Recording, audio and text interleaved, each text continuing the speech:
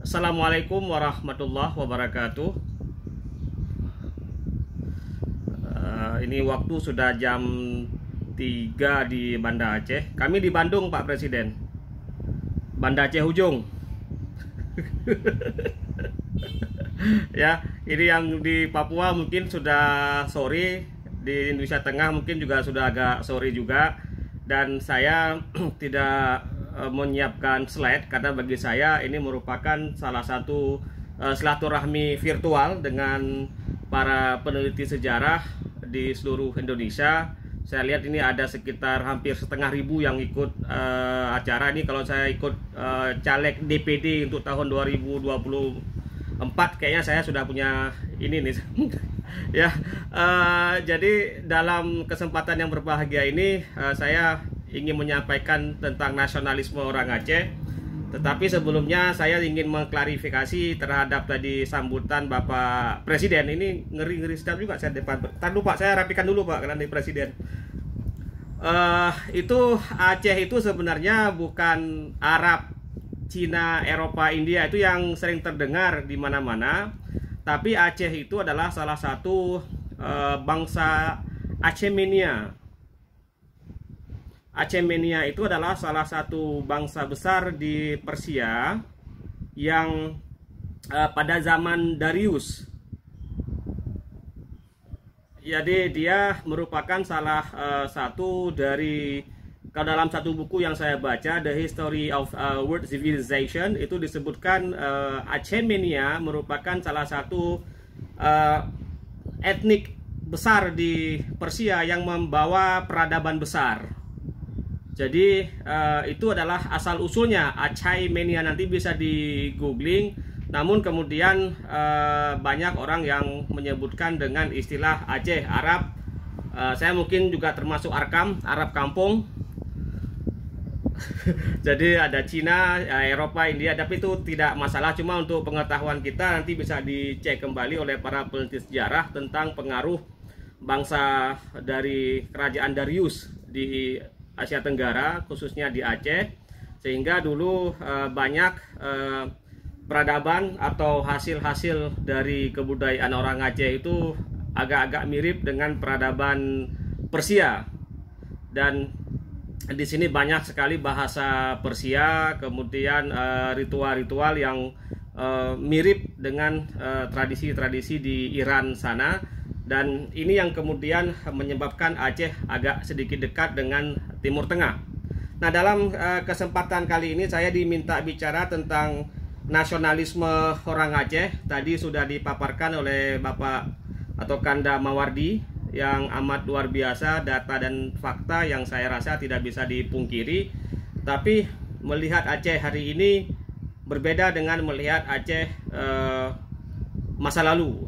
Jadi kalau hari ini kami selalu, ya saya tidak bilang itu dibully, tapi selalu dikatakan sebagai provinsi termiskin di Sumatera dengan anggaran terbesar karena juga mendapatkan dana khusus.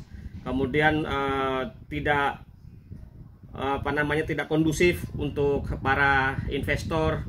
Ya, dengan sekian masalahnya, kami di sini punya masalah, berbagai masalah, yaitu ganja, di sini juga ada masalah S2, sabu-sabu. Jadi kompleks sekali membicarakan Aceh. Belum lagi kalau kita tingkatkan pembicaraan kita pada dataran nasionalisme. Jadi kalau kita bicara pada dataran nasionalisme, maka pertanyaan penting adalah apa ruang imajinasi orang Aceh ketika kita ingin melihat dalam bingkai keislaman, keindonesiaan, dan keacehan. Dan ini menjadi masalah, terutama tadi sudah dipaparkan bagaimana keluh kesah sejarah orang Aceh. Dan tidak ada waktu untuk orang Aceh itu sebenarnya untuk membangun. Karena ya persis tadi yang disampaikan oleh Bapak Ketua, bahwasanya setelah era 4 ratu itu, Safiatuddin, Zakiatuddin itu Aceh langsung turun ke bawah landingnya, dan sangat drastis karena harus menghadapi Belanda, Dan salah satu warisan dari Belanda adalah teori yang dikemukakan oleh Snok Hogronje. Jadi besar sekali jasa Snok Hogronje. Kalau di Jawa mungkin Clifford Geertz yang mencoba memisahkan masyarakat di Jawa, dan itu masih dipakai sampai sekarang. Tetapi di Aceh luar biasa dampak dari teori-teori Durkheim atau Emile Durkheim yang dihasilkan oleh Snok Hogronje. Dan ini saya rasa yang menjadi tadi katanya pemantik. Jadi apa ruang imajinasi ketika kita memahami Aceh dalam konteks kekinian? Tiba-tiba kemarin yang menang di Aceh adalah Pak Prabowo, bukan Pak Jokowi. Apakah orang Aceh tidak nasionalismenya berkurang ketika dia tidak memilih Pak Jokowi? Atau jangan-jangan ya asal jangan Pak Jokowi? Jadi ini pemetaan yang cukup unik melihat Aceh hari ini. Kemudian satu lagi yang mungkin nanti bisa didiskusikan oleh teman-teman di seluruh Indonesia, bahwasanya tidak ada ruang imajinasi di kalangan para pejuang, terutama gerakan Aceh Merdeka itu, mereka berdamai dengan pemerintah Indonesia. Itu tidak ada. Jadi tidak ada kata peace dalam ruang kebatinan para orang Aceh. Jadi dia cenderung oposan dengan pemerintah pusat dengan proses self determination-nya. Nah, karena tidak ada dia tidak pernah membayangkan bahwasanya setelah berjuang 30 tahun itu akan berdamai dengan Republik Indonesia. Dan sebelum itu juga sudah berdamai dengan Indonesia. Tadi sudah disampaikan bagaimana Daud Bereh, bukan Bereh tapi Bereh itu saya tidak mengatakan itu dikecewakan, tapi merasa secara fakta sejarah dia merasa kecewa. Kemudian bagaimana sebelum itu jasa Jepang dalam mengobrak-abrik orang Aceh, kemudian Belanda tadi saya katakan Snok. Jadi fase-fase sejarah orang Aceh itu tidak ada dalam bentuk kata-kata development. Development itu jadi pembangunan, yang itu dulu pernah menjadi kata kunci ketika kita memahami Indonesia dalam perspektif Orde Baru. Jadi ini saya rasa ruang imajinasi yang harus didiskusikan nanti, karena saya juga sudah keliling ke beberapa provinsi di Indonesia. Saya pernah ke Padang, di Jawa 8 tahun. Saya sudah juga lihat bagaimana Jawa Barat, Jakarta, kemudian beberapa daerah di Indonesia. Dan sebenarnya nasibnya hampir-hampir mirip dengan Aceh. Tapi ketika Aceh itu menjadi pembicaraan pada level nasional, there is something wrong. Ada sesuatu yang perlu dijelaskan. Bagaimana orang Aceh? Apakah saya kalau ke Jakarta atau ke Pulau Jawa, ke Jogja misalnya, sampai sekarang tuh masih ada pertanyaan, apakah orang Aceh masih mau pisah dari RI? Nah itu kemana Pak Presiden tuh? Oh, saya pikir lari beliau. Jadi itu masih ada. Jadi saya pergi 2019 ke Pulau Jawa, masih ditanya, itu orang Aceh masih pengen merdeka ya? Itu muncul. Kemudian kalau kita ke Malaysia, itu ada orang Aceh juga mengatakan masih ada ruang imajinasi. Pihak pemerintah pusat masih mempermainkan lah orang Aceh. Demikian juga kalau kita jumpa orang Aceh di Pulau Jawa, di Jakarta yang sudah sukses, kita cenderung mengatakan orang Aceh tidak bisa mengurus dirinya sendiri. Dan uniquely sangat ketika kita lihat orang Aceh berkibar, tadi diceritakan fakta sejarah. Kalau kita lihat misalnya bagaimana jasa orang Aceh di Yogyakarta misalnya, bagaimana jasa orang Aceh di Yogyakarta dalam dunia pendidikan, baik di IAIN, di UIN, di UGM, kemudian di beberapa kampus di Indonesia, itu merupakan dampak dari revolusi sosial yang terjadi di Aceh. Jadi mereka tidak diterima di negerinya, beberapa kelompok di Aceh itu, kemudian mereka bisa berkiprah di tempat lain. Misalnya tadi saya katakan di Jogja, itu dulu tahun 80-an, 90-an, 70-an itu hampir rata-rata guru besarnya itu adalah orang Aceh. Dan saya yakin betul Bapak Ibu kenal dengan Prof. Ibrahim Alfian. Ya, kemudian Prof. Teguh Yaakob Kemudian kita geser ke IAIN, itu ada Prof. Hasbi Asidiki, itu muridnya seluruh Indonesia. Jadi satu kelebihan orang Aceh yang mungkin saya rasa ini yang hari ini mau digali lebih, itu bagaimana mengaitkan antara ruang imajinasi what it mean to be an Acehese, makna menjadi orang Aceh dalam era kontemporer. So, ruang imajinasi yang awalnya adalah ingin memisahkan diri dengan Republik Indonesia itu sudah tertutup, tidak ada lagi peluang. Kemudian ada ruang imajinasi untuk berdiri sendiri, mengurus sendiri, dan itu diberikan oleh pemerintah pusat dengan undang-undang UUPA, dan itu juga tidak menyelesaikan masalah. So what wrong with Acehese? Masalah apa yang terjadi di kalangan atau ruang imajinasi? Tadi saya katakan di awal bahwasanya tidak ada dibayangkan orang Aceh itu akan berdamai dengan pemerintah Republik Indonesia. Yang dibayangkan waktu itu adalah tahun 2000-an, 90-an, ketika ada terjadi daerah operasi militer, Aceh itu akan berdiri sendiri, berdaulat. Kemudian datanglah tsunami 2004, dan itu kemudian yang meluluhlantakkan imajinasi semua orang di Aceh. Jadi saya lihat di sini ada campur tangan Allah Subhanahu wa Ta'ala ketika menyelesaikan kemelut di Aceh, dan setelah itu terjadi proses integrasi kombatan ke dalam masyarakat Aceh. Dia terlibat dalam politik, dalam sebagai eksekutif, kemudian sebagai legislatif. Tetapi dari 2005, ini sudah 15 tahun, tidak menunjukkan apapun yang signifikan bagi perkembangan, terutama dalam bidang ekonomi. Tetapi di saat yang lain, perasaan self-determination orang Aceh, perasaan dia sebagai orang Aceh itu masih kuat. Kenapa? Karena ini berbeda, nanti saya bandingkan dengan Jogja. Karena di Aceh tadi saya katakan ada 3 bingkai: bingkai keindonesiaan, bingkai keacehan, dan bingkai keislaman. Jadi proses menjadi orang Aceh, ketika dia bicara dalam prosesnya sebagai keacehan, maka muncul keislaman. Nah, di Aceh itu hampir semua hal harus diislamkan. Dan ini merupakan salah satu kelebihan di Aceh. Dan ini merupakan sebuah kelebihan yang mungkin daerah lain ingin mencontoh. Pada saat yang sama juga sering tidak saya katakan mencibir, tapi sering mengatakan adanya gejala-gejala konservatisme, fundamentalisme di Aceh. Tapi ketika di provinsi lain itu bukan diagamakan tetapi dibudayakan. Jadi apapun yang ingin dilakukan di provinsi lain, saya menyebutnya misalnya contoh ketika saya lama di Jogja, itu semuanya dibudayakan. Dan di Aceh semuanya harus diagamakan.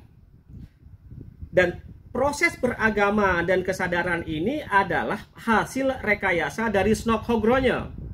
Karena Snok Hogronje itu memisahkan reproduksi kesadaran orang Aceh yang berbasiskan agama pada dataran nilai, pada dataran etika, pada dataran moral, itu kemudian dia hantam dan dia tarik pada yang bersifat simbol kebudayaan. Jadi reproduksi kesadaran inilah yang berhasil dilakukan oleh Snok Hogronje ketika, saya mungkin Pak Mawardi bisa menjelaskan nanti lebih kurang, di Aceh itu ada hukum Bakpo Tumaruhum, adat Bakpo Tumaruhum, hukum Bak Syah Kuala, kemudian resam Bak Pintara, dan ada 4 kalimat itu. Dan oleh Snok Hogronje, adat yang tadi merupakan adalah undang-undang orang Aceh sebagai fondasi aturan pentadbiran masyarakat Aceh, itu dirubah menjadi sesuatu yang bersifat kebudayaan, culture.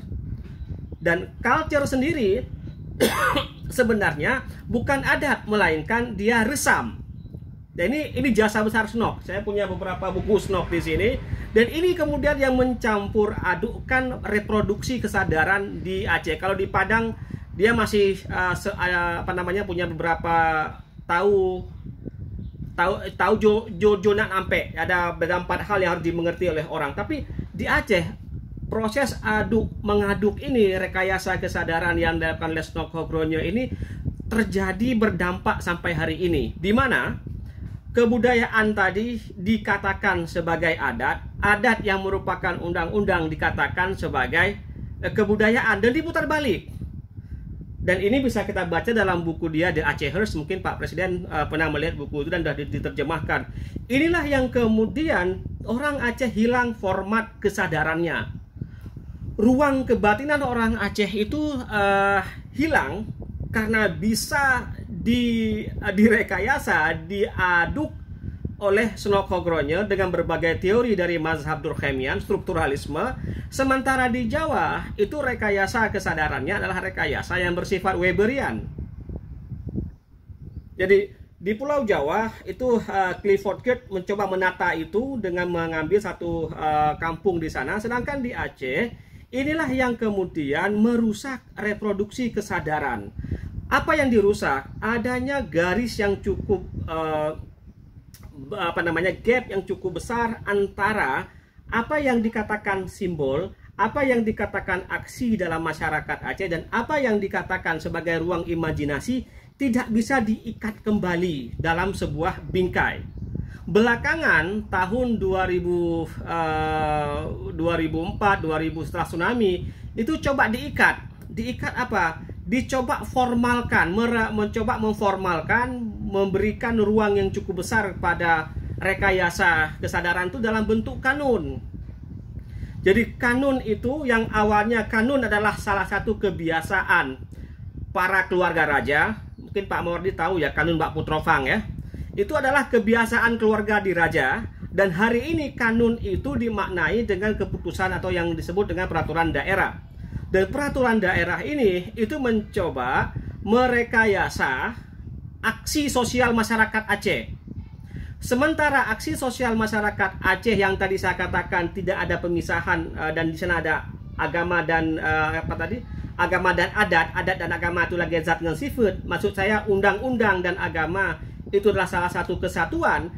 Itu menjadi salah satu tradisi yang mengakar dalam masyarakat Aceh. Jadi di kalangan orang Aceh, di kampung-kampung itu lebih mengenal kitab Sabila Muftadin, kitab Sirus Salikin, kitab Hidayatus Salikin, yang itu merupakan panduan bagi masyarakat Aceh dalam berinteraksi sosial. Tetapi ketika dicoba formalkan dan itu ruangnya jauh sekali dengan ruang kebudayaan yang tadi saya katakan, apapun dicoba diagamakan, maka persoalan kebudayaan di Aceh ini menjadi jalan sendiri. Dan ini saya rasa masalah besar ketika kita bicara tadi masalah keacehan. Jadi masalah keacehan ini sekarang yang menjadi sangat luar biasa pendalamannya terhadap generasi sekarang. What it mean to be an Acehnese.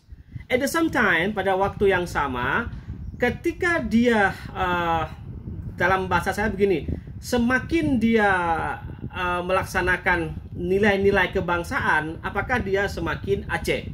Ini juga menjadi masalah ketika bagaimana menghubungkan antara keacehan tadi itu dengan keindonesiaan. Dan bagaimana orang Indonesia, terutama pemerintah di Indonesia itu, pemerintah pusat, melihat Aceh dan keacehan. Dan ini belum selesai.